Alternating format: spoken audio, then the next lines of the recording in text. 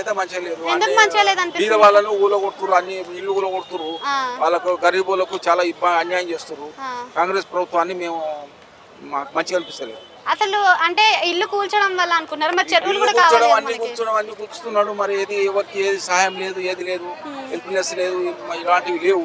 అందుగురించే చెప్తాను. అంటే మనకి చెరువులు కూడా కావాలి కదా. చెరువులు కావాలంటే మరి ఇప్పుడు ముందే 20 సంవత్సరాల నుంచి ముందర 30 సంవత్సరాల నుంచి కట్టుకున్న ఇండ్లు కూలగొట్టి వాళ్ళను రోడ్డు మీద పడేస్తే వాళ్ళ బతుకులు ఏం కావాలి చెప్పండి. వాళ్ళకి ఏం చేస్తే మంచిగా ఉంటుంది? ఏం చేస్తామంటే సహాయం చేయాలి, ఇల్లు ఇవ్వాలి, ఫస్ట్ కట్టేయాలి. అక్కడే ఇల్లు కూలగొట్టకుండా వాళ్ళకి ఇచ్చేసి అలాట్ చేసేసి ఇచ్చేసి ఉంచాలి.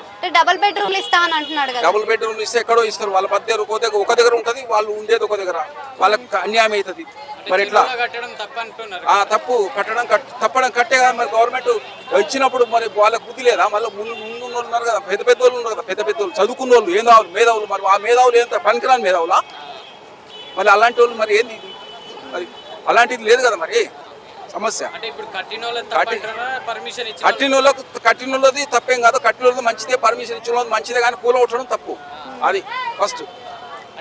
వాళ్ళు అన్యాయం చేయవద్దు. బీద వాళ్ళకి అన్యాయం చేసి రోడ్డు మీద పడేస్తే వాళ్ళ బతుకులు అన్ని భాగమైపోతున్నాయి. మరి వాళ్ళు ఓటు పట్టించుకుంటాడు చెప్పు. రోడ్డు మీద ఇల్లు ఎన్నో కట్టుకొని రోడ్డు మీద ఫుట్పాత్ మీద బతికేటోళ్ళు కూడా ఉంటారు అట్లా.